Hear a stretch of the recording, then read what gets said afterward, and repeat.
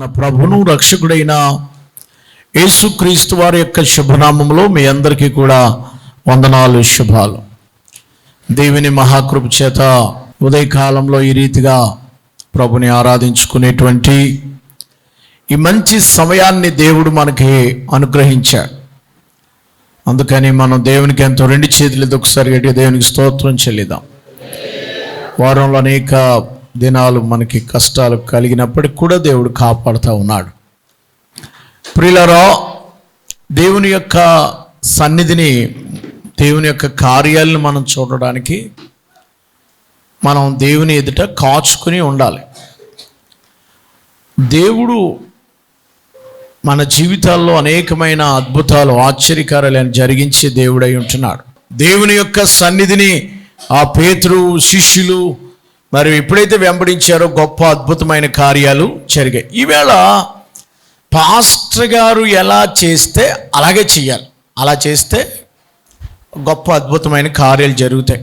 దేవుడు ఒక ఆయనకి చెప్పాడు, అవతలు చితక్కొట్టేస్తున్నారు యువతులని. అంటే 1,20,000 మంది ప్రజలు, మన ఇశ్రాయేలు ప్రజలను మిద్యానీయులు వాళ్ళు చాలా ఇబ్బంది పెడుతున్నారు. అలాంటి సమయంలో ఒక పని చేశారు వాళ్ళు. ఏం పని చేశారంటే, దేవుడు చెప్పాడు, న్యాయాధిపతుల గ్రంథంలో మాట చూపించి మళ్ళీ నేను వెనక్కి వచ్చేస్తానండి, రెండో మాట చెప్తాను. ఇంకా నేను మొదటి మాటనే వివరిస్తున్నానని మీరు అనుకోవాలి. ఓకే, 7వ అధ్యాయంలో మిద్యానీయులు మరి ఇశ్రాయేల్ని పాడు చేసి మిద్యానీయులు ఇజ్రాయేల్ మీదకి వచ్చారు. వచ్చి ఏం చేస్తున్నారు తెలుసమ్మా? వినండి. ఇప్పుడు పంటలు కోస్తారు కదా మనోళ్ళు, పంటలు కోసారా? కోస కుప్పను ఉడిచిన తర్వాత ధాన్యాలు ఏం చేస్తారు? రాసి కింద వేసేవారు. పూర్వప్పుడు అయితే వెంటనే ఆటోమేటిక్గా బత్తాల్లో వేసేసి లారీలో ట్రాక్టర్లు వేసి డైరెక్ట్ వేసేస్తున్నారు. ప్రొక్కలైన వేసేస్తుంది, మిషన్ క్రషర్ మిషన్ వేసేస్తుంది కదా. పూర్వాలకు అది రాసులు ఉండి కదండి, పెద్ద పెద్ద రాసులు వేసి ధాన్యం ఖరీదు వచ్చే వరకు రైతు ఎక్కడ పడుకునేవాడు? రైతు పాలేరు మొత్తం మీద నమ్మకమైనవాడు ఎక్కడ పడుకోవాలా? రాసిగాడు పడుకోవాలి కళ్ళంలో. ఆ రాసిగాడు పడుకుంటే జరిగేది ఏంటంటే, ఈ రాసిగాడు పడుకున్నవాడికి మిద్యానీయులు వచ్చేసి లారీలు వేసుకుని మొత్తం అందరు రాసులు వేసుకుని వెళ్ళిపోయేవారు. అది చేస్తున్నారు. అరటికాయలు లోడు లారీ ఎక్కిద్దామని అక్కడ రాసి లోడ్ పెట్టితే ఆ మిద్యానీయులు లారీలు వేసుకొచ్చి అరటికాయలు అట్టుకెళ్ళిపోయేవారు. పెసలు ఆడించి అలా పెట్టి అలా ఉంచేవారు, అంతే. అవి పట్టుకుని వెళ్ళిపోయేవారు. ఎవడన్నా మాట్లాడితే గన్నలచ్చు, అయిపోయింది. అందుకని ఇజ్రాయేల్ తింటాక భోజనం లేదు, దొంగచాటుగా ఎక్కడో కూర్చుని కొన్ని గోధుమలు దొళ్ళగొట్టుకుని కొన్ని యావలు దొళ్ళగొట్టుకుని తినేవారు, ఎవరికి కనపడకుండా. అలాంటి పరిస్థితి ఇశ్రాయేల్ది. అప్పుడు దేవుడు పరాక్రమ గల బలాఢ్యుడా అన్నాడు. ఎవరినే? గిద్యోని. మీకు తెలుసు కదా, చాలాసార్లు విన్నారు ఆ ప్రసంగం, చాలాసార్లు. గిద్యోన్ని ఒక గానుగు చెట్టు కింద కదమ్మా, ఆ గానుగు చెట్టు నీడన కూర్చుని ఆయన మరి 6వ అధ్యాయంలో ఆ గానుగు మస్తకి వృక్షం కిందకు మస్తకి వృక్షం కింద 11వ వచనంలో మస్తకి వృక్షం కింద కూర్చుండెను. అక్కడ కూర్చుని దొళ్ళగొట్టుకుంటున్నాడట. ఏం దొళ్ళగొట్టుకుంటున్నాడు? గోధుమలు ఎవరికి కనపడకుండా మిద్యానీయులకు మరుగైనట్లు గానుగు చోటన గోధుమలు దొళ్ళగొట్టుకున్నాడు. గానుగు చెట్టు కాదు, గానుగు చోటన, గానుగాడించే మిషన్ చోటన దొళ్ళగొట్టుకున్నాడు మెల్లిగా. కొన్ని ఆవలు తీసుకున్నాను. అక్కడికి వచ్చి దేవుడు చెప్పాడు, పరాక్రమైన బలాఢ్యుడా యుద్ధానికి వెళ్ళు. ఏంటి, నేను బలాఢ్యుడిని అయితే దొంగసాటికి ఎందుకు ఉంటాను? నువ్వు దేవుడు అయితే మమ్మల్ని ఎందుకు ఇలా బాధ పెడతావు? నువ్వు దేవుడు అయితే గాను చోట నేను ఎందుకు ఉంటాను? నేను పరాక్రమ బలాఢ్యుడిని అయితే దొంగసాటుగా దొడగొట్టుకుని వాడు నేను ఎందుకు అవుతానయ్యా? ఏం మాటలు అయ్యి, ఎందుకు వచ్చిన మాటలు? ఎర్ర సముద్రం దాటిచ్చాను, యోర్దాను దాటిచ్చాను, ఇవన్నీ చెప్పకో. అడుక్కు తింటున్నాం ఇప్పుడు, అడుక్కు కూడా కాదు, చాలా కష్టాల్లో ఉన్నాం మమ్మల్ని. అసలు ఏంటి సంగతి అన్నాడు. నువ్వు వెళ్ళు, నీ వెనక నువ్వే వెళ్ళి యుద్ధం చేయి. ఎవరు రక్షిస్తారు? నువ్వే రక్షిస్తావు అన్నాడు. నేనా? నువ్వే వెళ్ళు, నేను నీ వెనకాల ఉంటాను, వెళ్ళు అన్నాడు దేవుడు. బలాఢ్యుడివే వెళ్ళు. మనం అనుకుంటాం నేను ఏదో చిన్నదాన్ని, నేను పనికిమాలిన దాన్ని, తెలివితేటలు లేనిదాన్ని నువ్వు అంటావు. దేవుడు నిన్నేమంటాడు? తెలివితేటలు కలదానా అంటాడు. ఇప్పుడు నేను ఉన్నాను అనుకో, నన్ను అందరూ అనేవారు, రే పనికిమాలినోడు, ఎందుకు పనికిరాడు, తెంగరోడు, పనికిమాలినోడు అనేవారు మా నాన్నగారు. దేవుడు అన్నాడు, నువ్వు పనికొచ్చేవాడు అన్నాడు. దేవునికి స్తోత్రం కలిగి, నువ్వు పనికొస్తావు, చాలా మంది దగ్గరికి వెళ్తావు, నువ్వేం కంగారు పడకన్నాడు. దేవునికి స్తోత్రం. నువ్వు చేతకాంది అన్నాను అనుకుంటావు, చేతనైన వాడా అంటాడు. తెలివి తక్కువ తెలివైన వాడా అంటాడు. పిరికోడుగా ధైర్యవంతుడా అంటాడు. ఎన్నిక లేని దాన్నండి, ఎన్నికైన వాడా అంటాడు. ఏ పని లేనోండి, అన్ని పనులు వచ్చినోడా, యేసయ్యనే మాట. ఒంటరినండి 1000 మంది కలిగినోడా, డబ్బు లేనుండండి ధనికుడా, అప్పులోనండి అప్పిచ్చేవాడా. ఎంతమంది నమ్ముతున్నారు ఈ మాటలు? నమ్మిన వాళ్ళు దేవునికి స్తోత్రం చెప్పండి. చేతకాని వాళ్ళు అందరూ చేతనైన వాళ్ళు అవుదురుగాక, అప్పుల్లో ఉన్న వాళ్ళు అప్పిచ్చేవారుగా మారుదురుగాక, దరిద్రులందరూ ధనికులు అవుదురుగాక, ఇల్లు లేని వాళ్ళందరూ మంచిలో ఉందురుగాక. నాకేముంది ప్రభా అనకండి, నీకు అన్నీ ఉన్నాయి అంటున్నాడు యేసు. యేసులో అన్నీ ఉన్నాయి. దేవునికి స్తోత్రం. నిన్ను అలా చూస్తున్నాడు యేసు. నువ్వు ఎందుకు ఇలాగ అనుకుంటున్నావు? నిన్ను అలా చూస్తున్నాడా, నేను ఎందుకు పనికిరాను, తగ్గించండి, దీనున్నాడు. ఏయ్ నువ్వు అపొస్తలుడు అన్నాడు ఆయన చేత. నేను అనమన్నాను ఆయన్ని, మీకు అని చెప్పానండి, నేను అనమన్నాను ఆయన్ని. మీరు లైవ్లో చూశారు, అది కళ్ళారా చూశారు. నేను అనండి రెడీ చేశాను ఆయన్ని. నాకెందుకండి అంటున్నాను కదా. దేవుడు ఏం చూస్తున్నాడు? నువ్వు చిన్నోడు అనుకుంటున్నావేమో, నువ్వు అపొస్తలుడు. దేవునికి స్తోత్రం. నువ్వు అనేకులను అభిషేకిస్తావు అన్నాడు దేవుడు. నేను ఆల్రెడీ అభిషేకించాను చాలామందిని. దేవునికి మహిమ కలుగునుగాక. నేను ఏ దేశం వెళ్ళాను అనుకున్నామో, నిన్ను అనేక దేశాలు తిప్పుతాను అన్నాడు ఆయనతో. మరి ఏం జరుగుతుందో నాకు తెలియదు. దేవుడు చెప్తాడు, మనం అనుకుంటాం మనకేం రాదు, ఇంగ్లీష్ ముక్క రాదు, అయితే డబ్బు లేదు, కొంప లేదు, గూడు లేదు, ఏమి లేదంటారు. దేవుడు ఏం చూస్తాడంటే నీ దగ్గర అన్నీ ఉన్నట్టుగా చూసుకుంటున్నాడు ఆయన. అది గొప్ప దేవుడు. దేవునికి స్తోత్రం. మనం ఇప్పుడు పరిస్థితులు చూస్తాం, దేవుడు ఏ పరిస్థితులు చూస్తాడు? ఫ్యూచర్లో జరగబోయే విషయాలు చూసి చెప్తాడు. దేవునికి స్తోత్రం. ఫ్యూచర్లో దేవునికి స్తోత్రం. ఏసేపు కళ్ళగానే కూడా పనికి మాలినాడు, దుర్మార్గుడా అంటున్నారు అన్నలు అందరూ. కానీ దేవుడు ఏసేపుని అన్నాడు, నేను ప్రధానమంత్రిగా నేను చూస్తున్నాను అన్నాడు. ఏది ప్రభు ప్రధానమంత్రి? అన్నలు చెదగొట్టేసి గోతులో పాడేస్తే ప్రధానమంత్రి? ఏం మాటలు ప్రభు అనకండి. గోతులోంచి లేపుతాడు. ఏంటి ప్రభు జైల్లో పడేసావు? ఏంటి ప్రధానమంత్రి అన్న చెదగొట్టించేస్తున్నా? ఆవిడ ఎవరో నా మీద నిందలు మోపి, ఆ మనిషికి నాకు సంబంధమే లేదు, అసలు అవమానాలు ఎట్టేసి నన్ను తినేస్తుంది కదా. ఏంటి ప్రధానమంత్రి పోస్ట్ ఇది? దేవుడు చూస్తున్నాడు. ఉద్యోగం లేని వారులారా మీరు ఉద్యోగస్తులు అవుదురుగాక అంటున్నాడు దేవుడు. నమ్మిన వాళ్ళు ఆమెను అంటారు. వాళ్ళకంటే ఉద్యోగాలు రావు, ఇలాగ మీకు వస్తాయి కదా, ఆమెను అనాలి కదా. వాళ్ళకి ఎలాగ సెటిల్ అయిపోయారు. చెప్పండి, ఉద్యోగం లేని వాళ్ళారా మీరు ఉద్యోగస్తులు అవుదురుగాక. ఏ పని లేని పనికి మాలిన పారం పోకుల్లాగా తిరిగే వాళ్ళారా దేవుడు చేతి నిండా పనిచ్చునుగాక. సో గిద్యోను పరాక్రమ బలాఢ్యుడు, నువ్వే యుద్ధం చేయమంటే రెడీ అయిపోయాడు. నాకు భయం వేస్తుంది అన్నాడు. పిరికోడు నువ్వు ధైర్యవంతుడు అన్నాడు దేవుడు. బాబు నాకు కొన్ని సూచనలు చెప్పేయాలి నాకు అన్నాడు. ఆ సూచన ఇచ్చేసాడు అంతే. బొచ్చు తడిసిపోయి ఉండాలంటే తడిసిపోయింది, నేలంతా ఆరిపోయింది. నేల ఆరిపోయి ఉంటే బొచ్చు తడిసి ఉండాలన్నాడు, అలాగైంది. బొచ్చు ఆరిపోయి ఉంటే నేల, అబ్బో దేవుడు ఉన్నాడు. ఆత్మ వచ్చేసింది, వెళ్ళిపోయాడు. ఇప్పుడు ఆత్మచేత వచ్చినప్పుడు మన వెనకాల ఎంత జనం రావాలా? అమ్మ మన వెనకాల యుద్ధానికి వెళ్ళమన్నాడు దేవుడు. బోరు ఊదాడు, అనేకులు వచ్చేసారు. రాగానే ఇప్పుడు యుద్ధం రాగానే మన వెనకాల జనం ఉండాలి కదా, ఉండాలండి. ఆ జనం ఉండాలి కనుక ఆ జనం కొనసాగిస్తున్నప్పుడు, మరి వెనకాలే వస్తున్నప్పుడు ఎన్ని వేల మంది వచ్చారమ్మా? 32,000 మంది. పిరికోళ్ళు, అమ్మ నాన్న మీద ప్రేమ ఉన్నవాళ్ళు, భార్య బిడ్డల మీద ప్రేమ ఉన్నవాళ్ళు, ఇంటంటే ప్రేమ ఉన్నవాళ్ళు, ప్రాణం మీద ప్రీతి ఉన్నవాళ్ళు ఇంటికి వెళ్ళిపోయినాను. ఎంతమంది వెళ్ళిపోయారమ్మా? చాలాసార్లు విన్నారు మీరు. ప్రాణం మీద ప్రీతి ఉన్నవాళ్ళు, బతుకు మీద ఆశ ఉన్నవాళ్ళు, అప్పుడే నాకు సాగుద్దు, నేను ఇంకా చాలా కాలం ఉండాలన్న వాళ్ళు ఇంటికి వెళ్ళిపోమన్నాడు. ఎంతమంది వెళ్ళిపోయారు చెప్పండి? 22,000 మంది. ఎంతమంది వెళ్ళిపోయారు? ఇంకెంతమంది మిగిలారు? దేవుడు అన్నాడే 10,000 మందితో యుద్ధం చేస్తే నేను దేవుడిని ఏంటి, నువ్వు బలాఢ్యుడు ఏంటి? వద్దా, కుక్క గతికినట్టు గతికిన వాళ్ళ నుంచి నేలకు ఉంగిపోయి తాగేసిన వాళ్ళు మాత్రం ఇంటికి పంపించేమన్నాడు, నీళ్ళ దగ్గరికి తీసుకెళ్ళి. ఎంతమంది వెళ్ళిపోయారు?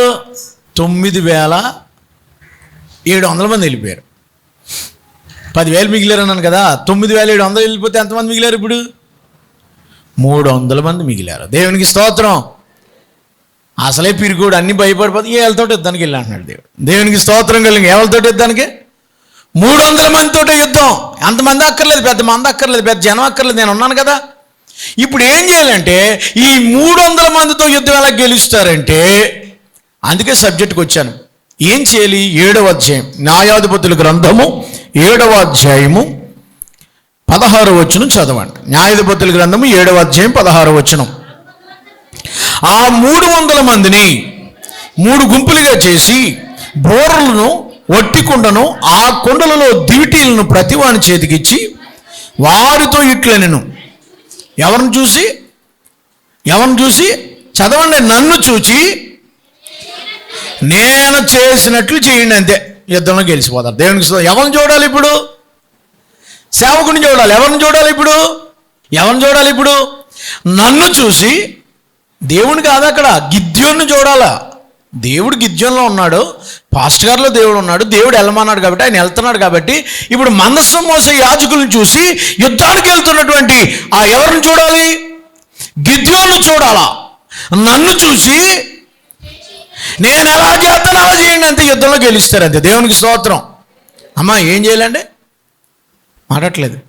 నన్ను చూచి అంటే సేవకుడు ఎలాగెళ్తున్నాడో, ఆయన ప్రార్థన జీవితం ఏంటో, ఆయన ఎక్కడ మోకరిస్తున్నాడో, ఆయన ఆల్రెడీ ప్రేయర్ అన్నాడో వచ్చేవారు ఆయన చూసినాడు. వాళ్ళు నేను ఎలా చేస్తున్నాను అలా చేయండి, అద్భుతాలు దేవుడు మీ జీవితంలో జరిగేస్తుంది. నేను ఎలా చేస్తున్నాను? 24 గంటలు ప్రార్థన అన్నాను వచ్చి శనివారం. మీరు శనివారం రాత్రి రావాలిగా. నన్ను చూసి వెళ్తున్నారా? ఆయన వెళ్తాడో మేము పొద్దున్న వస్తాం అంటే మీకు అద్భుతాలు జరగవు. మీరు రాత్రంతా మా కోసం ప్రార్థన చేయండి అయ్యారు, మేము పొద్దున వచ్చి ప్రభు బలు తీసుకుంటామని అంటే అవ్వదో. ఎప్పుడు అనుసరిస్తావు పాస్టర్ గారిని? ఎప్పుడు వెళ్తావు అయ్యగారు కూడా? ఎప్పుడు ఆ క్రమంలోకి వస్తావు? ఎప్పుడు ఆ ప్రార్థనా జీవితంలోకి వస్తావు? ఎప్పుడు ఆధ్యాత్మికలోకి వస్తావు? ఎప్పుడు పరిశుద్ధతలోకి వస్తావు? ఎప్పుడు దేవుని నడిపింపులోకి వస్తావు? ఎప్పుడు పరిపూర్ణం అవుతావు? ఎప్పుడు ఆత్మచేత నింపబడతావు? ఆయనను చూచి వెళ్ళాలి కదా. దైవజనుడి వేళ మీటింగ్ పెట్టాడు, అక్కడ ఉపవాసం ఉంటున్నాడు, ప్రార్థన చేస్తున్నాడు. నీకు అద్భుతాలు కావాలా? నువ్వు వెంబడించవే. నన్ను చూసి నేను చేసినట్లు చేయండి. ఆయన ఏం చేస్తాడు ఇప్పుడు?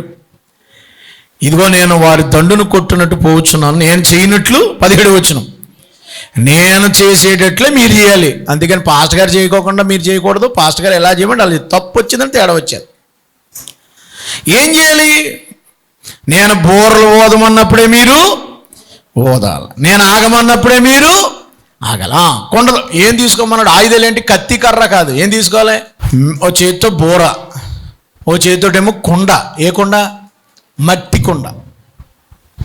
ఇంకో కొండ ఏంటి? ఇంకో చేతితోటి దివిటి. కొండలో దివిటి పెట్టేమన్నాడు అని కనపడకుండా, అమ్మ వెలుగు కనపడకుండా బోరట్టుకోమన్నాడు. ఇప్పుడు కొండను పగలగొట్టండి అనగానే టపేలు అని 300 మంది కొట్టేయాల. బోర్లు ఓదండి అన్నప్పుడు ఓదాల. అలా చేశారటండి. చూడండి, ఆ 3 గుంపులు 19వ వచనంలో 100 మంది దండిపాలను కొట్టుకుని పోయి బోర్లు ఊది తమ చేతులున్న కొండలను, అటు 3 గుంపులు వారు బోర్రలు ఊచి కొండలు పగలగొట్టి ఎడమ చేతిలో దివిటీలు, కుడి చేతిలో ఊదుటకు బోర్రలు పట్టుకుని యెహోవా ఖడ్గమే దేవుడు, తర్వాత గిద్యోను పాస్టర్ గారు యెహోవా ఖడ్గమే గిద్యోను ఖడ్గం అని కేకలు వేశారు. వారు విజయము పొందారు. ఎంతమంది చనిపోయారు తెలుసా? 10వ వచనంలో 8వ అధ్యాయం 10వ వచనం 8వ అధ్యాయం 10వ వచనంలో 1,20,000 మంది ఓడిపోయారు. గిద్యోను నెగ్గిపోయాడు. చప్పట్లు కొట్టి దేవునికి స్తోత్రం చెప్పండి. అద్భుతాలు జరగాలంటే కత్తట్టుకోలేదు, కర్ర అట్టుకోలేదు, ఏమట్టుకోలేదు. ఏం కుదిరమ్మా? పేం అని కుదిరు, అంతే అయిపోయింది. కొండ టపేలు పెద్ద శబ్దం. అన్ని కొండలు ఒకసారి పేలి, అవతల బాంబు పేలినట్టు అనిపించిందండి. 300 కొండలు పేలేటప్పుడు టప్ టప్ టప్ అని పేలుతున్నాయి. ఏంట్రా బాబు అనుకున్నా. కాగడాలు ఇలా వెలిగేటాడు. అయ్యి బాబు ఏదో పెద్ద లైటింగ్లు కనపడుతుంది. 300 కాగడాలు అంటే కాగడాలు అదే దివిటీలు. సో కనుక ఆయన మీతో చెప్పింది చెయ్యండి. ఆయన ఎలా చెప్పాడో ఆయన అనుసరించండి. నేను చెయ్యనట్లు మీరు చెయ్యాలి. ప్రార్థన చేసినప్పుడు ప్రార్థన చేయాలి, వాక్యం వినంటే వాక్యం వినాలి, ఆరాధనకు రమ్మంటే రావాలి, కూర్చోమంటే కూర్చోలేమంటే. ఎందుకంటే దేవుడు చెప్పాడు ఆయనకి. పాస్టర్ గారు సొంత నిర్ణయాలు కాదుగా. పాస్టర్ గారికి దేవుడు చెప్పాడు, పాస్టర్ గారిని దేవుడు నడిపిస్తాడు. ఆ నడిపింపులో నువ్వు వెళితే నీ జీవితంలో 1,20,000 మందిని 300 మందితోటి గెలిచేలాగా దేవుడు నా దేవుడు చేస్తాడు. దేవునికి స్తోత్రం కలుగును గాక. 300 ఎక్కడ, 1,20,000 ఎక్కడ చెప్పండి. నీకు 1,50,000 అప్పు ఉంది, నీ దగ్గర ఉన్నాయి ఎంత? 300. 300తో 1,20,000 అప్పు తీర్చేస్తానంటున్నాడు. నమ్మిన వాళ్ళు దేవునికి స్తోత్రం. అది ఎలాగా, ఇది ఎలాగా అని అడగండి, అది విశ్వాసం అంతే. దేవునికి స్తోత్రం. నీకు వచ్చిన మార్కులు తక్కువ, నీకు కాలేజీలో సీట్ ఇస్తున్నాడు అంతే, నమ్ము అంతే. దేవునికి స్తోత్రం. నువ్వు డిఎస్సికి వెళ్తున్నావు, నీకు ఉద్యోగం వస్తుంది అంతే, దేవుడు నమ్ము. అప్లికేషన్ పెట్టావు, సెలెక్ట్ అయిపోతున్నావు, ఎలాగా నాకు చదువుకోలేదు ఏమని మాట్లాడకు, దేవుడు ఎత్తున్నాడు. నమ్మకం ఉంచాలి అందరూ. నమ్మిన దేవుని స్తోత్రం చెప్పండి. ఆయన చెప్పినట్లు మీరు చేయండి, నేను ఎలాగ చేస్తున్నాను అలా నడవమన్నాడు. అద్భుతమైన కార్యాలు చేసి. ఇప్పుడు రెండో మాట చెప్పేస్తాను, వినండి. యెహోషువ గ్రంథం 3వ అధ్యాయంలో యాజకులను వెంబడించండి. 3వ అధ్యాయం 3వ వచనంలో 4వ వచనంలో ఏముందంటే, మీకును దానికిని దాదాపు 2,000 కొల బోర్లో ఎడముండవలెను. మీరు వెళ్ళు త్రోవ మీరెంతకు ముందు వెళ్ళినది కాదు, మీరు దాన్ని గుర్తుపట్టవలెను. అమ్మా, రెండో మాట ఏంటంటే గుర్తుపట్టాలట. ఏం గుర్తుపట్టాలమ్మా? మనం వెళ్ళే త్రోవ ఏదో గుర్తుపట్టాలి. ఎందుకంటే క్రొత్త త్రోవ ఇది, ఇదివరకు వెళ్ళింది కాదట. ఇదివరకు వెళ్ళిన పాత మార్గం కాదు, ఇది క్రొత్త మార్గం. పాతవి గతించెను అంటలేదు, కొత్త మార్గం. కొత్త సంవత్సరంలో కాదు, ఇప్పుడు కూడా కొత్త మార్గం, ఎప్పుడు కొత్తదే. పాత మార్గాలు, పాత పద్ధతులు, పాత అలవాట్లు, పాత సిద్ధాంతాలు, పాత పాడు పనులు, పాత స్వభావం అయిపోయిందిగా. కొత్త మార్గాన్ని మీరు వెళ్ళాలి, అది గుర్తుపట్టండి దయచేసి. మందసానికి మీకు దాదాపు 2,000 కొలమూరల ఎడం ఉండాలి. అంటే కిలోమీటర్ అట, కిలోమీటర్ గ్యాప్ ఉండాలి మందసం మోసే యాజకులకి మీకును. ఇప్పుడు మందసం వెళ్ళే మార్గాన్ని మీరు గుర్తుపట్టాలి. ఎందుకని గుర్తుపట్టాలంటే, మీరు వెళ్ళు త్రోవ మీరెంతకు ముందు వెళ్ళినది కాదు, ఇదివరకు వెళ్ళినట్టుగా కాదు, ఇప్పుడు లాస్ట్ ఇయర్ వెళ్ళినట్టుగా కాదు, ఆరాధన చేసేది పోయిన వారం చేసినట్టు కాదు, ఏదో పాత పద్ధతుల్లో కాదు. ఇప్పుడు క్రొత్త పద్ధతిని దేవుడు ఇచ్చేశాడు, క్రొత్త విధానాన్ని దేవుడిచ్చాడు, క్రొత్త నడిపింపు దేవుడిచ్చాడు. క్రొత్త పద్ధతులు, క్రొత్త విధానములు, క్రొత్త జీవితంలో ఒక నూతనమైనటువంటి జీవితాన్ని దేవుడు ఇవ్వబోతున్నాడు. కాబట్టి మీరు దానిని గుర్తుపట్టాలి. రికగ్నైజింగ్ ద గాడ్ వేస్. దేవుని మార్గాల్ని గుర్తుపట్టండి దయచేసి. దేవుని నడిపించే విధానాన్ని గుర్తుపట్టండి. అమ్మా, రెండో మాట ఏంటంటే గుర్తుపట్టడం. ఈవేళ నేను మీతో చెప్పాను, దేవుడు ఎలా నడిపిస్తున్నాడో ఐడెంటిఫై, గుర్తించాలి. ఇది దేవుని మార్గం, నేను వెళ్ళేది నా సొంత మార్గం కాదు, నేను వెళ్ళేది దైవ మార్గం అని గుర్తుపట్టి ఆ దేవుడు మాట్లాడుతున్న విధానాన్ని గుర్తుపట్టాలి. నీతో దేవుడు మాట్లాడుతున్నానని గుర్తుపట్టాలి, దేవుడిచ్చిన దర్శనమని గుర్తుపట్టాలి. లేకపోతే ఇది దేవుడు నాతో ఆయన మరి ఈ రకంగా సూచన ఇచ్చాడు. కొన్నిసార్లు సూచనలు ఇస్తాడు దేవుడు, అది గుర్తుపట్టాలి. కొన్నిసార్లు దర్శనాలు ఇస్తాడు, అది గుర్తుపట్టాలి. కొన్నిసార్లు పాస్టర్ గారి ద్వారా వర్తమానంలో మాట్లాడతాడు, ఇది నాతోటే మాట్లాడాడని గుర్తుపట్టాలా. కొన్నిసార్లు దేవుడు నీతోనే స్వయంగా మాట్లాడతాడు, అది గుర్తుపట్టాలా. కొన్నిసార్లు స్పష్టంగా నీ దగ్గరికి వస్తాడు, గుర్తుపట్టాలా. ప్రభువు నడిపించే విధానం ఇదివరకులా కాదు కదా. ఇదివరకు ఎలాగెళ్ళేవారు వీళ్ళు, ఆ మేఘస్తంభం ఎలా నడిపిస్తే అలాగ వెళ్ళిపోయారు. అది ఎలాగ వెళ్ళిపోయిందో. ఇప్పుడు మేఘం లేదు, మేఘం ఎత్తేసాడు దేవుడు, మేఘం లేదు ఇంకప్పుడు. ఇంకా మేఘం చూసుకుంటాం, మేఘం కదిలినప్పుడు వెళ్తాం, మేఘం ఉన్నప్పుడు వెళ్తాం. నో అయిపోయింది, ఆ పాతం అయిపోయింది. అయిపోయింది కదా. మాట్లాడుతున్నారు, వింటున్నారా? ఇదివరకు ఎలా నడిచారు ఇశ్రాయేలు 40 సంవత్సరాలు? మేఘం. ఇప్పుడు మేఘస్తంభం ఉందా? లేదు. మరి ఇప్పుడు ఏమొచ్చింది? మందసం వచ్చింది. ఇప్పుడు మందసం మోసే యాజకులు ఎలాగ వెళ్తున్నారో, ఏ మార్గం గుండా వెళ్తున్నారో గుర్తుపట్టాలి. మార్గం మారిపోయావా? మార్గం తప్పిపోయావా? అయిపోయావే. దేవుడు కృప ఉన్నది కాబట్టి. నిన్నే పేపర్లో చూశాను, 9వ సంవత్సరంలో తప్పిపోయాడంట. ఎన్నో సంవత్సరం? 39వ సంవత్సరంలో కలిసాడట, మొన్న వచ్చాడట. 9వ సంవత్సరంలో తప్పిపోయాడట. ఈ కాశ్మీర్లో గుజరాత్లోనే ఎక్కడో తప్పిపోయి ఎక్కడికి వెళ్ళిపోతే ఎవరో పెంచుకున్నారండి. 39వ సంవత్సరంలో ఆడు 9వ సంవత్సరంలో ఇక్కడ మసీదు ఉంటుంది, ఇక్కడ ఇల్లు ఉంటుంది, అది ఉంటుందని గుర్తుపట్టి జ్ఞాపకం తెచ్చుకుని గూగుల్ కొట్టి వచ్చాడట. వచ్చి చూసి ఇక్కడ మసీదు ఉంది, ఇక్కడ ఇల్లు ఉంటుందని పలానా ఆయన వాళ్ళు ఉంటారు, వాళ్ళు ఉన్నారా ఏంటి అని అడిగితే ఇంతకాలం అమ్మని అడిగాడు. అది ఆవిడ అన్నీ రాసుకుని ఈడో కాదు వాళ్ళ అమ్మ వాళ్ళు గుర్తుపట్టలేదు, ఈడు వాళ్ళ అమ్మని గుర్తుపట్టారు. 9వ సంవత్సరానికి ఇప్పటికి తేడా ఉంటుందా? రాసుకుని వెళ్ళిపోయారట. ఆ నెంబర్ తీసుకుందని ఆవిడ మళ్ళీ ఫోన్ చేసింది, అన్నీ కరెక్ట్ కాదు బాబు నువ్వు రా అని. నువ్వు ఎవరో ఒకసారి అంటే నిజంగా తల్లి ఈడని ఆ కొడుకని 9 సంవత్సరాలకి. ఎందుకు జరిగింది ఇది? మార్గం తప్పిపోయాడు, ఎక్కడ గుర్తుపట్టకుండా వెళ్ళిపోయాడు. అమ్మా నాన్న మార్గం వెళ్ళి గుర్తుపట్టాలి. సన్మార్గం, నీతి మార్గం, ప్రభు మార్గం, ప్రార్థనా మార్గం గుర్తుపట్టాలా. దేవుడు నడిపించే మార్గాలు గుర్తుపట్టాలి. అప్పుడు దేవుడు మందసం ఇచ్చాడు, మందసం అనుసరించి నడిచారు. మందసం అయిపోయింది. తర్వాత ఎవరిని ఇచ్చాడు దేవుడు? న్యాయాధిపతులను ఇచ్చాడు, వాళ్ళని అనుసరించి నడిచారు, న్యాయాధిపతులు అయిపోయారు. తర్వాత ఎవరు నడిపించాడు దేవుడు? ప్రవక్తలను ఇచ్చాడు, రాజులను ఇచ్చాడు. రాజులు ప్రవక్తలు కలిసి నడిపించారు, ప్రవక్తలు రాజులు అయిపోయారు. తర్వాత ఎవరు వచ్చారు? కొత్త నిబంధనలో ఎవరు వచ్చారు? యేసు ప్రభు. యేసు ప్రభు వచ్చిన తర్వాత ఆయన 40 రోజులు ఆరోహణమై వెళ్ళిపోయిన తర్వాత ఇప్పుడు మనల్ని ఎవరు నడిపిస్తున్నారు? ఇప్పుడు మనం దేన్ని వెంబడించాలి? ఇప్పుడు ఏ మార్గాన్ని గుర్తుపట్టాలా? ఏ మార్గం మంది? ఇప్పుడు మనం వెళ్ళవలసిన మార్గం దేన్ని చూసి వెళ్ళాలి? మనం యేసు ప్రభు వచ్చారు, పరలోకం వెళ్ళిపోయారు, తండ్రి కూడా స్వంతకు వచ్చినప్పుడు ఎవరిని వెంబడించాలి? కొత్త మార్గం అని మనం వెళ్ళేది. ఇప్పుడు మీరు వెళ్ళవలసిన మార్గము ఎవరు నడిపిస్తారు మనల్ని? అప్పుడు ఎవరు నడిపించారండి?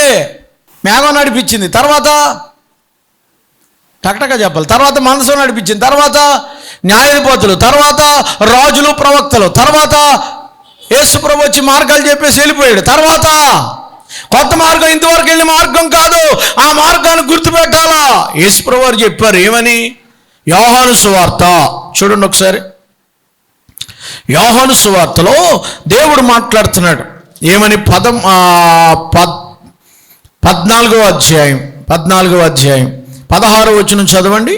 నేను తండ్రిని వేడుకొందును, మీ వద్ద ఎల్లప్పుడూ ఉండుటకు నేను ఒక ఆదరణకర్తనగు సత్యస్వరూపి యొక్క ఆత్మను ఆ లోకం ఆయన ఎరగదు, ఆయన పొందనేరదు, మీరు మాత్రం ఆయన ఎరుగుదు. ఆయన మీతో నివసించును, మీలో ఉన్నాడు, మిమ్మల్ని అనాథులుగా విడిచి వెళ్ళను. ఆయన మిమ్మల్ని ఏం చేస్తాడండి? 16వ అధ్యాయం 13వ వచనం ఆయన ఏం చేస్తాడు? 16వ యోహాను సువార్త పక్క పేజీ 13వ వచనం. ఆ సత్యస్వరూపి యొక్క ఆత్మ వచ్చినప్పుడు మిమ్మల్ని సర్వసత్యములోనికి ఆయన తానంతట తాను ఏం బోధించడు కానీ నేను మీకు వేటిని బోధించిన సంబంధ సంగతులు మీకు తెలియజేస్తాను. ఇప్పుడు ఎవరు నడిపించారు మనల్ని? పరిశుద్ధాత్మ దేవుడు. నమ్ముల దేవునికి స్తోత్రం చెప్పండి. ఇప్పుడు ఇదివరకు వెళ్ళిన ఇశ్రాయేల్ మార్గం కాదు మంది, లేకపోతే ఆ పాతోళ్ళ మార్గం కాదు. ఇప్పుడు మీరు వెళ్ళిన త్రోవ, ఇంతకు ముందు వెళ్ళిన త్రోవ కాదు. ఇప్పుడు గుర్తుపట్టాలి, పరిశుద్ధాత్మ దేవుడు నీతో మాట్లాడుతున్నాడని గుర్తుపట్టాలా. ఎక్స్పైర్ అయిపోయి పట్టుకుంటావేంటి? ఇంకా ధర్మశాస్త్రం ఉంది. ధర్మశాస్త్రం దగ్గర బలులు ఇస్తాను, ధర్మశాస్త్రంలో ఏమున్నాయి? అర్పణలు, అర్చనాదులు ఉన్నాయి, అన్నీ పోయినాయి, ఆ మార్గం అయిపోయింది. ఇంకా నేను పాత మార్గమే అంటే కుదరదు. కొత్త మార్గము, మీరు వెళ్ళు త్రోవ ఇంతకు ముందు వెళ్ళినది కాదు కనుక దానిని మీరు గుర్తుపట్టాలి. పరిశుద్ధాత్మ దేవుని నడిపింపు, పరిశుద్ధాత్మ దేవుని అభిషేకము, పరిశుద్ధాత్మ దేవుని ఆత్మ మేనిఫెస్టింగ్, దేవుని యొక్క చిత్తం ఏంటో ఆత్మదేవుడే మీదకు వచ్చి మిమ్మల్ని సర్వ సత్యములోనికి నడిపిస్తాడు. ఇప్పుడు మనల్ని నడిపించేది ఎవరు? ఆత్మదేవుడు. ఎందరూ రోమీయులకు రాసిన పత్రిక 8వ అధ్యాయంలో ఎందరూ దేవుని ఆత్మచేత నడిపించబడుదురో అంతివారు దేవుని కుమారులు అనబడుదురు. దేవునికి స్తోత్రం. ఇది ఆత్మ నడిపింపుతో మనం వెళ్ళవలసిన దినాలు ఇవి. దేవునికి స్తోత్రం కలుగును గాక. తండ్రి కుమార పరిశుద్ధాత్మ దేవుడు ఏకమైనట్లుగా ఆయన మీలోకి వచ్చి మీతో కూడా నివసించును, ఆయన మిమ్మల్ని నడిపిస్తాడు. ఇప్పుడు ఆత్మ మనలో ఉన్నాడు. నమ్ముల దేవునికి స్తోత్రం చెప్పండి. ఆత్మదేవుడు ఇక్కడ సంచారం జరిగిస్తున్నాడు. గుర్తుపట్టాలి, దాన్ని గుర్తించాలండి. గుర్తుపడితే అద్భుతాలు. రేపు దేవుడు అద్భుతాలు చేయాలంటే మీరేం చేయలేమా? గుర్తుపట్టాలి. కొన్ని సూచనలు దేవుడు చెప్పాడు, అది గుర్తుపట్టాలి. ఇశ్రాయేలు ఎప్పుడు యుద్ధానికి వెళ్ళాలి, ఇశ్రాయేలీయులు ఎప్పుడు యుద్ధం మానాలి, ఇశ్రాయేలీయులు ఎప్పుడు సమాజంలో బయటికి వెళ్ళాలి, ఇశ్రాయేలీయులు నెల ప్రారంభమైందని ఎలా తెలుస్తుంది? ఇప్పుడంటే క్యాలెండర్ వచ్చినప్పుడు క్యాలెండర్ లేదు, అప్పుడు ఎలా తెలుస్తుందండి? పాస్టర్ గారు చెప్పేవారు అనమాట. అది గుర్తుపట్టాలి. దేన్ని బట్టి గుర్తుపట్టాలి? పరిశుద్ధ గ్రంథంలో సంఖ్యాకాండము 10వ అధ్యాయం, సంఖ్యాకాండము 10వ అధ్యాయం కొన్ని మాటలు చెప్పి మళ్ళా నిన్న వాక్యాన్ని ముందుకు తీసుకెళ్ళిపోతాను. సంఖ్యాకాండము 10వ అధ్యాయం మొదటి నుంచే. యెహోవాకు మోషేకి ఇలా నువ్వు 2 వెండి బోరలు చేయించుకొనుము, నక్షి పనిగా వాడు చేయించాలి. అవి సమాజాన్ని పిలుచుటకు, సేనలను తరలించుటకు నీకు ఉండవాలి. అమ్మా సంఘం నడిపించాలన్నా ఏం నడిపించాలన్నా బోర్లు ఉండాలంట, 2 బోర్లు. ఇప్పుడు బోర్ ఊతుంటే బోర శబ్దాన్ని గుర్తుపెట్టి మీరు నడాలి. అర్థమైందా? ఏది పెళ్లి బోర, ఏది దినం బోర, అన్నిటికీ ఒకటే మంత్రం కాదు. అది తీసుకెళ్ళినప్పుడు వాయింతున్నారు, మళ్ళీ పెళ్లి కూతురు తీసుకొచ్చినప్పుడు వాయింతారు. ఏది గుర్తుపట్టాలి ఆ స్వరాన్ని బట్టి. చూడండి 3వ వచనంలో చూడండి. ఊదువారు వాటిని ఊదినప్పుడు సమాజం ప్రత్యక్ష గుడారం యొక్క ద్వారం ఎదుట నీ యొద్దకు కూడి రావాలి. అది ఊదేటప్పుడు రావాలి. ఇప్పుడు బోర్లు ఎలా ఊతున్నారో దాన్ని గ్రహించి రావాలి. ఏ బోర దేనికి గుర్తు చూడండి. వారు ఒకటే ఊదినప్పుడు ఇశ్రాయేలీయులు సమూహముగా ముఖ్యులైన ప్రధానులు యొద్దకు కూడి రావాలి. ఒక బోరు ఊస్తే పెద్దలు రావాలంట, ముఖ్యులు. ఒక బోర ఒకటే పీం అన్నాడానికి ఒక్కడే రావాలి. పీం అంటది ఏమంటుంది, బోర్లు తెచ్చుకోలేదని. 2 ఊదాడు అనుకోండి, చూడండి, మీరు ఆర్భాటముగా ఊదితే తూర్పు దిక్కున రావాలంట. మొదటిసారి ఆర్భాటంగా భూ భూ భూ భూ అని ఊదాడు అనుకోండి, ఎవరు రావాలా? తూర్పునున్న వాళ్ళు రావాలి. ఇంకొకసారి ఇంకో ఆర్భాటంగా ఊదాడు అనుకోండి, దక్షిణ వాళ్ళు రావాలట. 2 సార్లు ఊదాడు అనుకోండి, 2 సార్లు ఆర్భాటంగా ఊదాడు అనుకోండి, ఎవరు రావాలమ్మా? మొదట ఊదికేమో తూర్పు, రెండోసారి ఊదితే దక్షిణ వాళ్ళు ఊదాలి. ఇప్పుడు సర్వ సమాజం అంతా కూడా వారు ప్రయాణమైనప్పుడు ఆర్భాటంగా ఊదుతున్నాడంటే, ఇక ఆకుండా పెంపేం అని గట్టిగా ఊదాడంటే సంఘం అంతా వెళ్ళాలట. ఇప్పుడు ఏం చేయాలి చెప్పండి? ఇప్పుడు ఏం చేయాలి? మీరు ఏ బోర ఏంటో తెలుసుకోలేదనుకోండి, మొత్తం కన్ఫ్యూజ్ అయిపోయి ఏది పరిశుద్ధాత్మో, ఏది దురాత్మో, ఏది అభిషేకమో, ఏది నకిలియో, ఏది ఏ బోరో మీరు ఏం చేయాలి? ఇప్పుడు ఏం చేయాలి? ఏమంటున్నాను నేను? గుర్తుపట్టాల. మాట వస్తలేదు ఎంతకన్నా సరే. చెప్పండి ఏం చేయాలి? మీరు బోర శబ్దాన్ని మీరు గుర్తుపట్టాల. గుర్తుపడితేనే ఎదరికెళ్తారు. ఇది ఏ బోరా? యేసు ప్రభు వచ్చినప్పుడు కూడా ఏం ఊతారట? కడబోర మోగును. ఆ బోర శబ్దం గుర్తుపట్టాలి మనం. ఆ శబ్దం వినగానే బోరాధ్వని ఆకాశములో ధ్వనించగా మా యేసు మహారాజు వచ్చుచుండెనో. బోరాధ్వని ధ్వనించగా వచ్చుచుండెనో. ఆదీనం మిక్కిలి సమీపం. అందరూ హల్లెలూయా. ఒక బోర్ ఎందుకమ్మా? ఒక బోర్ ఎందుకండి? పెద్దలు రావడానికి. ఇంకో బోర్ ఎందుకమ్మా? ఉత్తర దిక్కున 2వ ఆర్భాటం. ఇంకా ఆకుండా అదే లోకం ఊదేస్తే సంఘం అంతా వెళ్ళిపోవాలట. చూడండి ఏం చూడండి, మళ్ళా 7వ వచనం. సమాజం కూర్చున్నప్పుడు ఓదాలి, కానీ ఆర్భాటం చేయకూడదంట. ఏంటి? మామూలు ఆదివారం కూటానికి ఆర్భాటం కాదు, పీమ్ అనాలా అంతే. దేవునికి నాకు తెలియదు ఆ బోర్లో. ఎప్పుడైనా ట్రై చేస్తాను. ఆయన ఎవడో ఊతాడు, బోర సామీలు గారు అండి, బోర్లో తెచ్చుకుంటాడు ఆయన. అది ఏ బోర శబ్దమో. సమాజంగా కూడేటప్పుడు ఏం చేయాలటండి? మామూలు ఆదివారం కోట పెట్టినప్పుడు మామూలుగా ఓదాలట. 8వ వచనం. అహరోను కుమారులకు యాజకులు ఆ బోర్లు పాస్ట్ గారులే ఓదాలండి. నిత్యమైన కట్టడని మీ వంశాలు పరంపరంగా ఉండను. మిమ్మల్ని బాధించే శత్రువులు విరోధముగా దేశంలో యుద్ధానికి వచ్చినప్పుడు ఆ బోర్లు ఆర్భాటంగా ఓదాలి. అప్పుడు మీ దేవుడని యెహోవా సన్నిధి మీకు జ్ఞాపకం వచ్చి మీ శత్రువులను మీరు ఆ బోర్లు గుర్తుపట్టి మీరు యుద్ధానికి వెళ్ళాలి. 10వ వచనం. నెలల ఆరంభములో. నెల ప్రారంభం అనేది ఎలా తెలుస్తుంది? నెలల ఆరంభంలో పాస్ట్ గారు బోర్ ఊతాడు. జనవరి 1వ తారీఖు లేదా రేపు పొద్దున్న మే అయిపోయింది, జూన్ 1వ తారీఖున పాస్ గారు బోరు ఊతాడట. నెలల ఆరంభం, నెలల ముగింపులో వాళ్ళు నియామక కాలాల్లో బోర్లు ఊతారట. ఆ బోర్లు వదవలేను. అప్పుడు ప్రజలందరూ దేవుని సన్నిధిని జ్ఞాపకార్థంగా రావాలి. అంటే ఒక్కొక్కసారి ఒక్కొక్క బోర వాడేవారు అనమాట. ఇప్పుడు నెల ప్రారంభమైందని ఎలా తెలుస్తుంది? ఆ బోర వదడమే, శబ్దాన్ని బట్టి గుర్తుపట్టాలి. దేవునికి స్తోత్రం కలుగునుగాక. ఇప్పుడు యేసు ప్రభువు వచ్చేటప్పుడు, యేసయ్య వచ్చేటప్పుడు ఏం జరుగుతుంది? కొరింథీయులకు రాసిన పత్రిక, మొదటి కొరింథీయులకు రాసిన పత్రిక 15వ అధ్యాయము, మొదటి కొరింథీయులకు రాసిన పత్రిక 15వ అధ్యాయము 51వ వచనం. ఒక మర్మం 157 పేజీ. ఒక మర్మాన్ని చెప్పుతున్నాను. పోటున కడబోరం రోగగానే మార్పు పొందు బోరం రోగును. ఏం మోగుతుందమ్మా? బోరం మోగినప్పుడు మనం మారిపోతాం.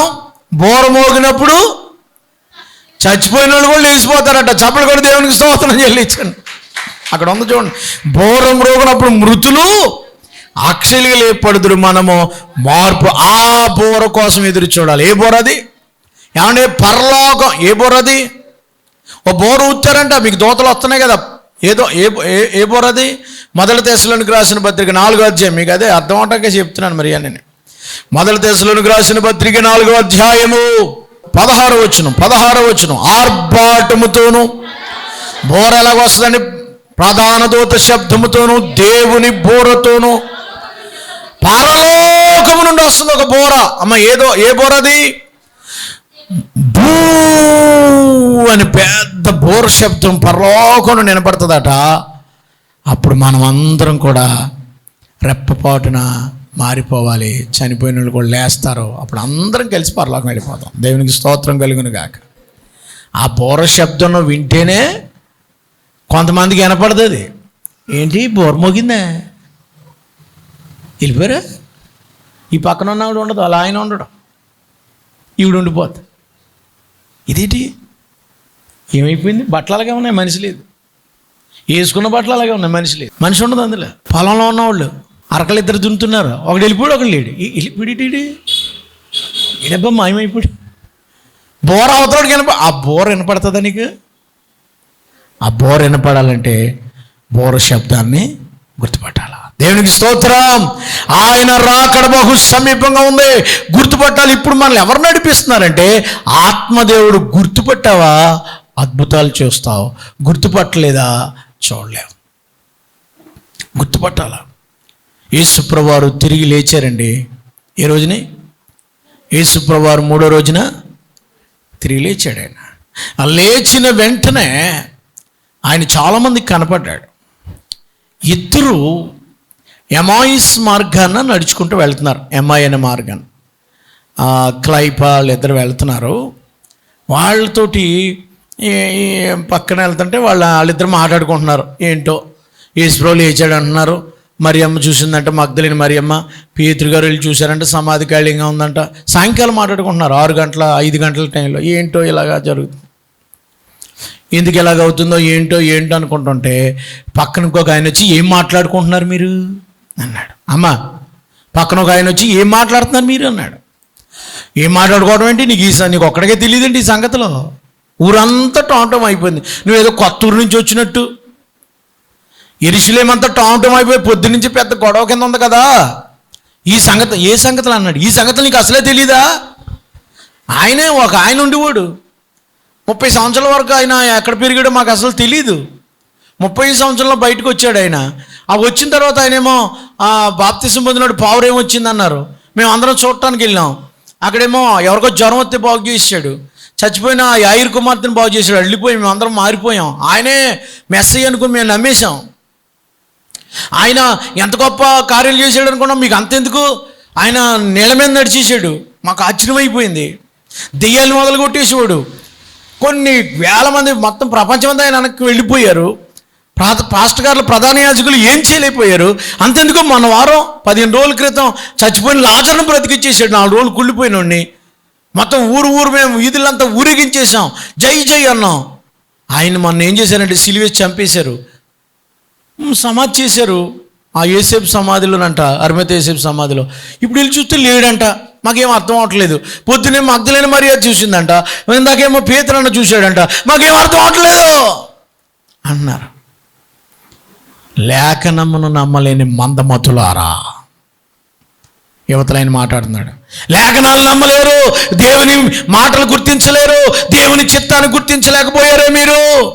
మాట్లాడి మాట్లాడి మాట్లాడి ఆయన లేస్తానన్నాడు కదా, అది అన్నాడు కదా, ఇది అన్నాడు కదా అని చెప్పుకుంటూ తీసుకొచ్చేసాడు. వచ్చేటప్పటికి వాళ్ళ ఇల్లు వచ్చేసింది. 7 కిలోమీటర్లు 6 కిలోమీటర్లు నడుచుకుంటూ గంటలో వచ్చేసారు. వచ్చేసరికి 7 అయిపోయింది, చీకటి అయిపోయింది. మరి నేను వెళ్తాను అన్నాడు. నీ ఇల్లు ఎక్కడా? నాకు ఇల్లు ఏం లేదు. మరి నువ్వు ఎక్కడ ఉంటావు? భోంచేసావా? లేదు, నేను వెళ్ళిపోతాను అన్నాడు. అలా కదరా, భోంచేది. ఆయన రొట్టె విరిచి చూడగానే, లోకాసు వార్త 24వ అధ్యాయం 16 వచనం చదవండి. లోకాసు వార్త 24వ అధ్యాయం 16 వచనం. ఆయనను గుర్తుపట్టలేదంట. ఎవరో ఏళ్ళే కేయపో వాళ్ళు ఇంతవరకు మాట్లాడినోడు ఎవరమ్మా? ఇంతవరకు మాట్లాడిన ఆయన ఎవరో? యేసు ప్రభువే వాళ్ళతో కూడా ఉంటాడు, కూడా వచ్చినాడు ఆయనే. 16వ వచనంలో వారు ఆయనను గుర్తుపట్టలేదు. ఇదిగో వాళ్ళు అంటున్నారు, ఈ మనుషులను ఒక్కడే ఎరగవా ఏంటి? 18వ వచనంలో నీకేమీ అర్థం అవట్లేదు అసలు. కొందరికి దేవదూతలు కనపడ్డాడంట, ఇలా చెప్పారంట, అలా చెప్పారంట. యేసుప్రభువారు వారు త్రోవలో మనతో మాట్లాడిన చూడండి. ఆయన సాయంకాలం అయిపోయింది. 30వ వచనం చూడండి. 30వ వచనం. ఆయన వారితో కూడా భోజనమును కూర్చున్నప్పుడు ఒక రొట్టెని పట్టుకుని 31వ వచనంలో, ఇప్పుడు వారు కన్నులు తెరవబడిన కనుక ఆయనను గుర్తుపట్టారు. దేవునికి స్తోత్రం. ఒక్కసారి అన్నాడు, రొట్టెలు వండేశారండి, ఉండు మనం ఎవరైనా చుట్టాలు వచ్చాను, ఒక్క 5 నిమిషాలు ఆమ్లెట్ వేసేట్టుకు వచ్చాను, కాకపోతే ఇచ్చేస్తాం కదా. వాళ్ళకి అలాగ రొట్టెలు రెడీగా ఉంటాయి. కాకపోతే చొక్క రొట్టెలు కాల్ చేసి ఆ పచ్చరట్టుకు వచ్చి అక్కడ పెట్టింది. ఆయన భోజనం వేళ్ళు వడ్డించకుండా ఆయన రొట్టె తీసేసి ఇలా విరుస్తున్నాడండి. విరిచేటప్పటికి అక్కడ ఏం కనపడింది? మేకులు గుర్తు కనపడింది. యేసుప్రభులాగా ఉన్నాడు. గుర్తుపట్టేటప్పటికి చదవండి, గుర్తుపట్టేటప్పటికి ఏమైందమ్మా? అంతటా ఆయన వారికి అదృశ్యుడు. ఆయన గుర్తుపట్టేటప్పటికి వెళ్ళిపోయాడు. ఆయన ఎంతసేపు మనల్ని నడిపించినాడు ఎవరమ్మా? నువ్వు గుర్తుపట్టాలా? నీ కూడా నిన్ను నడిపిస్తున్నవాడు యేసు అని గుర్తుపట్టలేదు వాళ్ళు. ఆయనతో ఇష్టం వచ్చిన మనతో కూడా మనల్ని నడిపించేవాడు యేసు. మన వెనకాలే ఉంటాడు. మనం అనుకుంటాం నీకు అనుమానాలు, నీ డౌట్లు, నీ సమస్యలు, నీ యొక్క అవసరాలు, నీకున్నటువంటి ప్రతిదీ కూడా తీర్చగలిగిన వాడు యేసు ప్రభు. దేవునికి స్తోత్రం. కూడా నడిచొస్తున్నా యేసులోని గుర్తుపట్టరు మీరు. మేము ఒక్కడోళ్ళు, మేము ఒంటరోళ్ళు. మీ కూడా నడుస్తున్నాడు ఆయన, మీ వెనకాలే ఉన్నాడు ఆయన, మిమ్మల్ని నడిపించినాడు ఆయన. మీరు పడిపోకుండా, మీరు ఆ అవిశ్వాసంలో పడిపోకుండా, అబద్ధాల్లో పడిపోకుండా, పాపంలో పడిపోకుండా మిమ్మల్ని నడిపిస్తున్నవాడు ఆయన. గుర్తుపట్టాలి కదా. ఇప్పుడు గుర్తుపట్టారు. ఎప్పుడైతే గుర్తుపట్టారో వాళ్ళ హృదయాలట మండిపోయినాయి అంట. మండిని చూసారా? 32వ వచనంలో, ఆ త్రోవలో మనతో మాట్లాడుచున్నప్పుడు, లేఖనాలు మనం మోదుచున్నప్పుడు మన హృదయాలు మనలో మండుచుండలేదా అని ఒకరితో ఒకడు చెప్పారు. మేము నిజంగా యేసుప్రభువారు మాకు కూడా వచ్చారు, మేము గుర్తుపట్టలేకపోయాం. ప్రియులారా, ఎప్పుడైతే ఆయన గుర్తుపడితే నువ్వు అద్భుతాన్ని చూస్తావు. గుర్తుపడితే ఆయన రొట్టెలను మారుస్తాడు. ఆయన నీకు రొట్టెలను సిద్ధపరచగలిగిన వాడు ఆయన. యోహాను సువార్త 21వ అధ్యాయంలో కూడా ఆయన ప్రభు సుమి అని చెప్పేవారు. గుర్తుపట్టలేదు పేతురు గారు. గుర్తుపట్టాలి. గుర్తుపట్టిన వెంటనే వాళ్ళకు రొట్టెలు దొరికాయి. దేవునికి స్తోత్రం. యోహాను సువార్త 21వ అధ్యాయంలో, యోహాను సువార్త 21వ అధ్యాయం ఒకసారి చూడండి. తర్వాత టైం లేదు. 7వ వచనం. రాత్రంతా చేపలు పట్టారు, ఒక్కడు దొరకలేదు, యేసేయగానే వలల్లాగేశారు. 7వ వచనం. కాబట్టి యేసు ప్రేమించిన చూసుడు ఆయన ప్రభు సుమి. ఆయన ప్రభు అని సీమోను పేతురు విని వస్త్రహీనుడే సముద్రంలోకి దూకేశాడు. ఎప్పుడైతే గుర్తుపట్టారో ఆకలిని తీర్చాడు దేవుడు. ప్రియులారా చూడండి 9వ వచనం. వారు దరికి రాగానే అక్కడ నిప్పులను, వాటి మీద చేపలను, రొట్టెలను కనబడెను. యేసు, మీరు ఇప్పుడు పట్టిన చేపలు కొన్ని తీసుకురండి వారితో చెప్పి, వారికి గట్టు మీదకి వచ్చేటప్పటికి కాల్చబడిన, చూడండి, యేసు రండి 12వ వచనం, భోజనం చేయడని వారితో చెప్పాను. దేవునికి స్తోత్రం కలుగును గాక. రాత్రంతా ఆహారం లేదు, రాత్రంతా తిండి లేదు, తిప్పలతో ఉన్నారు. యేసును గుర్తుపట్టగానే నిప్పుల మీద కాలుతున్నటువంటి ఆ రొట్టెలు చేపలు కనబడ్డాయట. హాయిగా ఆ చేపలు తినేశారు, దేవుని స్తుతించారు. దేవునికి స్తోత్రం కలుగునుగాక. ప్రభునందు ప్రియులారా, యేసును గుర్తుపట్టలేకపోతున్నాం. కొన్నిసార్లు నీ శ్రమలో నీ పక్కనే ఉంటున్నాడు ఆయన నీ ప్రక్కనే ఉన్నాడనే సంగతి నాకు తెలియలేకపోయింది. కొన్నిసార్లు గుర్తించక చాలా ఆశీర్వాదాలు మిస్ అయిపోతాం. కొన్నిసార్లు ఆయన మార్గాలను గుర్తుపట్టలేక తప్పుడు మార్గాల్లో వెళ్ళిపోతూ ఉంటాం. తప్పుడు మార్గాల్లో వెళ్ళిపోతూ ఉంటాం. దేవునికి చెప్తున్నా కొన్నిసార్లు గుర్తుపట్టరే. ఒక ఆయన ఉన్నాడండి, ఆయన నోట్లో నుంచి ఈవేళ అక్కడ మీకు ఆ కొండలు అవతల పడిపోమంటే అయిపోయేదంటే నోట్లో మాట వస్తే అయిపోయేది. ఈవేళ నీకు ఉద్యోగం వచ్చేసినట్టు వచ్చేసేది. ఈవేళ వెళుతున్న పని అయిపోతుందంటే అయిపోయేది. ఏం మాట్లాడితే ఆ మాట. కానీ ఒక్కసారి ఆయన దేవుణ్ణే గుర్తుపట్టలేకపోయాడు. దేవుని గుర్తుపట్టలేకపోయాడు.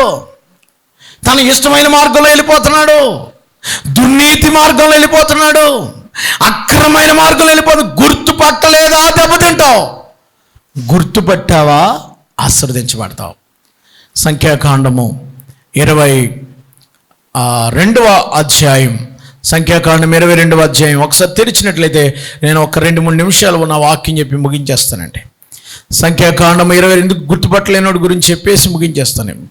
సంఖ్యాకాండం 22వ అధ్యాయము 22వ వచనములో 22 అతడు వెళ్ళిచుండగా దేవుని కోపము రగులుకొనెను. యెహోవా దూత అతనికి విరోధిగా త్రోవలో నిలిచెను. అతడు తన గాడిదనికి పోవచ్చుండగా పనివారిద్దరూ అతనితో కూడా ఉండరు. యెహోవా దూత ఖడ్గము దూసి చేత పట్టుకుని త్రోవలో నిలిచుండుట ఆ గాడిదను చూచెను గనుక అది త్రోవ విడిచి పొలంలోకి వెళ్ళిపోయింది. బిలాము గాడిదను దారిని మలుపుగా దాన్ని కొట్టెను. దారిలో నుంచి అక్కెళ్ళిపోతుంది.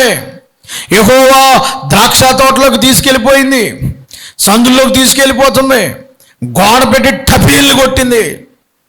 ఆయన గుర్తుపట్టడా? చితకొట్టేస్తున్నాడు. ఎదురుగుండా దేవుని దూత కనపడుతుంది. ఎదురుగుండా దేవుడు ఉన్నాడు, కత్తి పట్టుకున్నాడు. కత్తి తీసేసి ఎవరిని పొడవడానికి? ఎవరిని పడ్డానికే? బిలాముని చంపడానికి వచ్చాడు దేవుడు. గుర్తుపట్టలేదు మనోడు. గాడిద గుర్తుపట్టి ఆ పక్కకు తీసుకెళ్ళిపోయింది సందులో. గాడిద గుర్తుపట్టి గోడకు దెబ్బ కొట్టింది, మళ్ళీ కొట్టేశాడు. మూడోసారి చతికిలు పడిపోయింది, కొట్టేశాడు. ఇప్పుడు నోటితో మాట్లాడింది. అప్పుడైనా గుర్తుపట్టాలా? నోటితోటి. 28వ వచనం చూడండి. అప్పుడు యెహోవా గాడిదకు వాక్కునిచ్చిన కనుక అది నువ్వు నన్ను ముమ్మారు కొట్టితివి, నేను నిన్నేమి చేసేదని బిలాముతో అనగా బిలాము నా చేతిలో కట్టుకుంటే నిన్ను చంపేదినేయాలన్నాడు. అందుకు గాడిద నీదా నేను మొదలుకొని ఇలాగ ఎప్పుడన్నా చేసేదా. 31వ వచనం. అంతలో 30 టైం అయిపోయింది. అంతలో యెహోవా బిలాము కన్నులు తెరిచిన గనుక దూసిన ఖడ్గము చేత పట్టుకుని త్రోవలో నిల్చున్న యెహోవా దూతను చూచి సాష్టాంగపడి ఇప్పుడు కూర్చొచ్చిన మనవాడు. అప్పుడు కళ్ళు కనబడి అయ్యో ఎందుకు 3 సార్లు ఆపింది, ఎందుకు ఇప్పుడు గుర్తుపట్టి అంటున్నాడు. 34వ వచనం. ఇప్పుడు గుర్తుపడి అందుకు బిలాము నేను పాపము చేసి నీవు నాకు ఎదురుగా త్రోవలో నిలుచుట నాకు అది నేను గుర్తుపట్టలేకపోయాను. ఇది దేవుని స్వరము, ఇది దేవుని దర్శనము. కొన్నిసార్లు మనం గుర్తుపట్టకపోవడం వల్ల మరణానికి గురవుతాం. జాగ్రత్త సుమా. దేవుడిని ముందుగా వచ్చి ఈ మార్గంలో వెళ్ళొద్దు, ఇది పాప మార్గము, ఇది దుర్మార్గము, ఇది సన్మార్గం కాదు, ఇది మంచి మార్గము. ఇశ్రాయేలుకి చెప్తున్నాడు, ఇదివరకు మార్గాలు మీరు సణుక్కున్నారు అరణ్యంలో సణుక్కునే మార్గం కాదు ఇప్పుడు. ఇదివరకు మీరు విగ్రహాలను చేశారు, ఆ మార్గం కాదు. ఇదివరకు మీరు వ్యభిచారం చేశారు, ఆ మార్గం కాదు. ఇదివరకు మీరు తిరుగుబాటు చేశారు, ఆ మార్గం కాదు.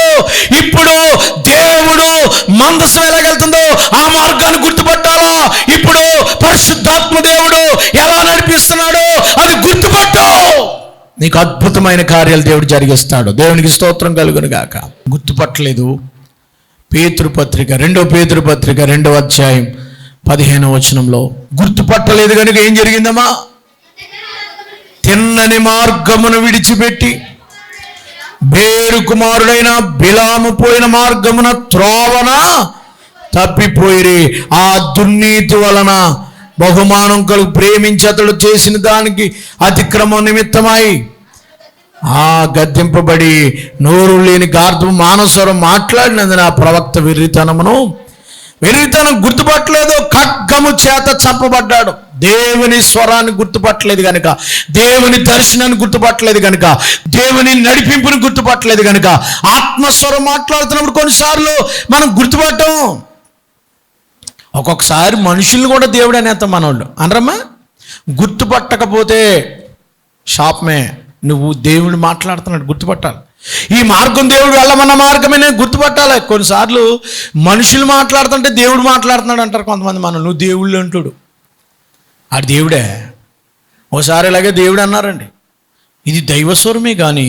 చూడండి ఒకసారి అపొస్తలుల కార్యంలో వాళ్ళు అందరూ అన్నారంట, ఇది దేవుని స్వరమే కానీ ఇంకొకటి కాదన్నారంట. ఏం జరిగిందమ్మా? 12వ అధ్యాయం హేరోదు రాజు మాట్లాడుతుంటే 12వ అధ్యాయము 21వ వచనం. 12వ అధ్యాయము 21వ వచనం. నియమింపబడిన దినమందు హేరోదు రాజవస్త్రాలు ధరించుకుని న్యాయపీఠ మీద కూర్చుని వారు ఎదుట ఉపన్యాసం చేయగా జనులు అన్నారు, ఇది దైవస్వరమే కానీ.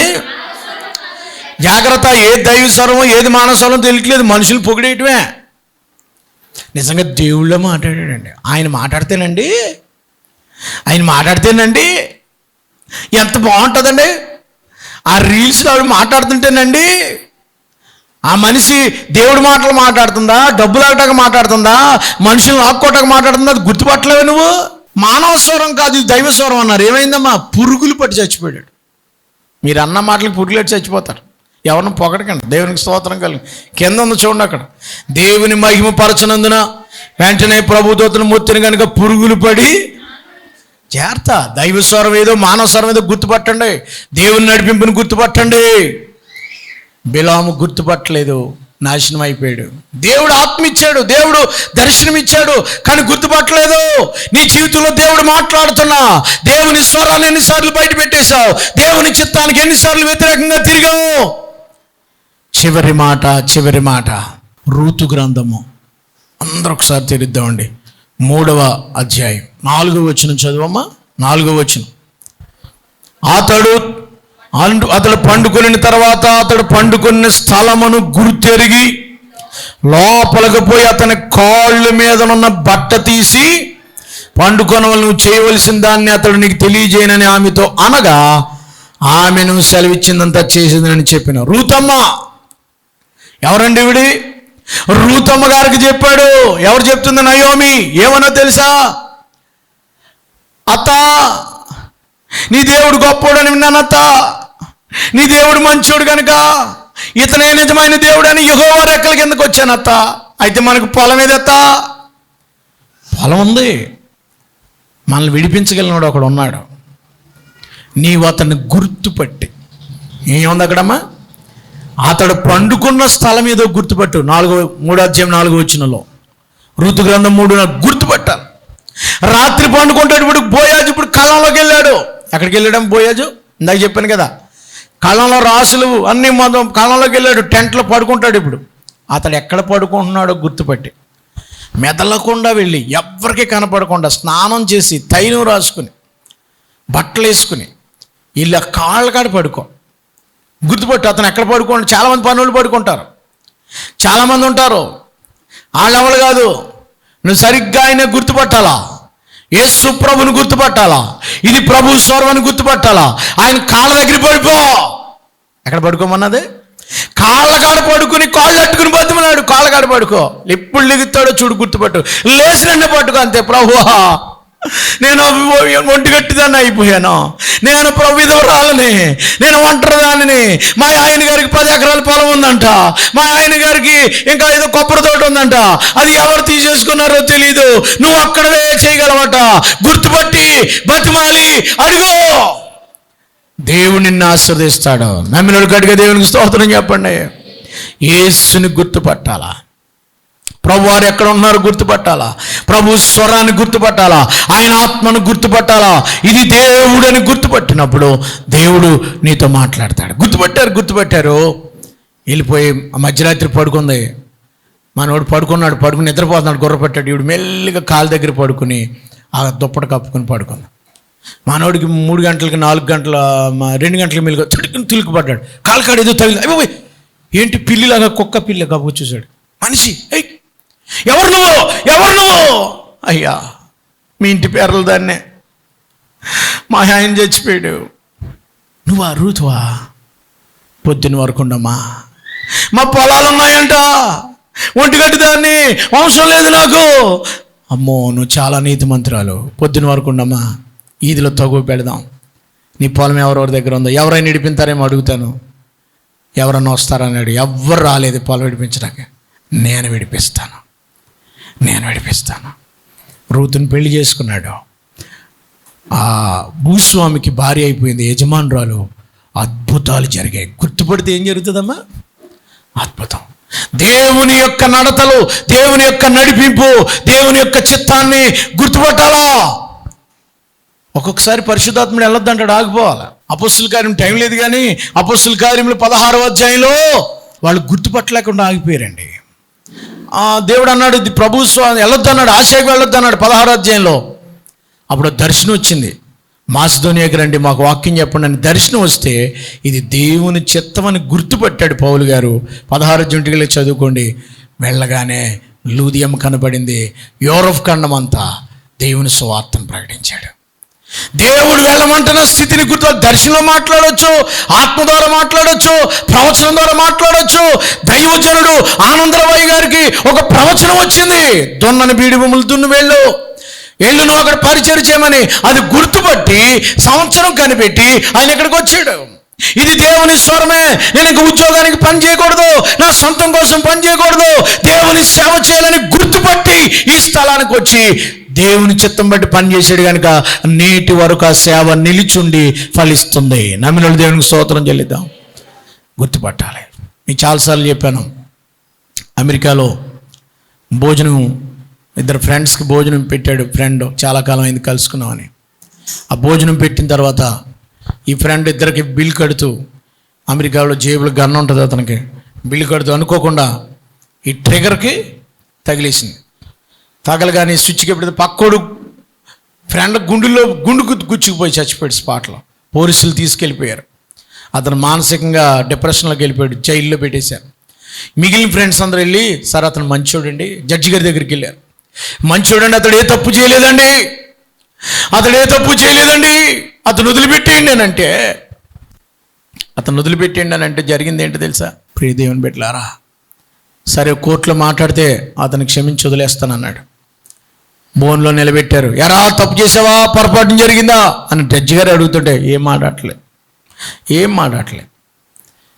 నువ్వు చెప్పకపోతే ఏం చేయలేను పొమ్మన్నాడు. మళ్ళీ వచ్చారండి, వాడు ఏం సార్ ఆ డిప్రెషన్లో ఉన్నాడండి, ఏదో రకంగా సాయం చేయండి అంటే, ఎరా తప్పు చేసావా, అతను ఏమన్నా మాట్లాడితే నేను శిక్షిస్తాను, కోర్టు అది మాట్లాడట్లేదు, అతను తప్పు చేయలేదంటే అసలు కేసు కొట్టేస్తాను అన్నాడు. అతను ఏం మాట్లాడట్లేదు.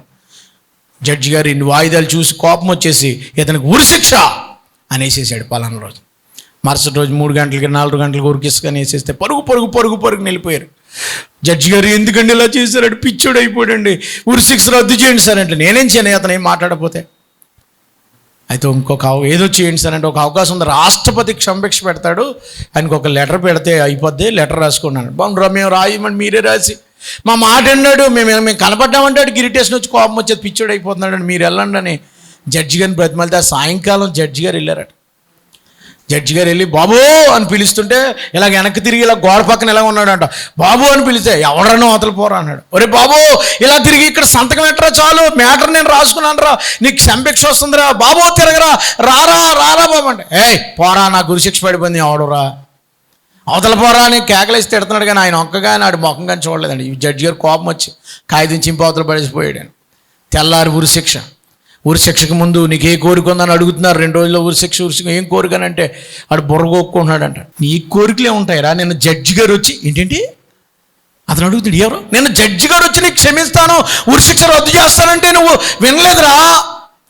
అలాగా నిన్న వచ్చింది జడ్జి గారు, అయ్యో నేను జడ్జి గారని గుర్తుపట్టలేదు, ఎవరో అనుకున్నా నేను, అంత అయిపోయిందా, ఇప్పుడు నాకు బతికే అవకాశం వచ్చిందా అని నాకు కోరుకుందరు ఆయన అన్నాడంట.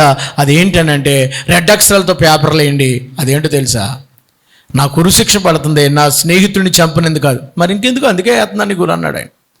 అందుకని కాదండి, నా దగ్గరకు వచ్చిన క్షమభిక్ష నేను గుర్తుపట్టక, జడ్జి అని గుర్తుపట్టక నేను వెనక్కి గెంటేశాను కాబట్టి, నా దగ్గరకు వచ్చిన సమభిక్షను తోసేశాను కాబట్టి అందుకు నాకు ఉరిశిక్ష పడిందని రాయండి సార్.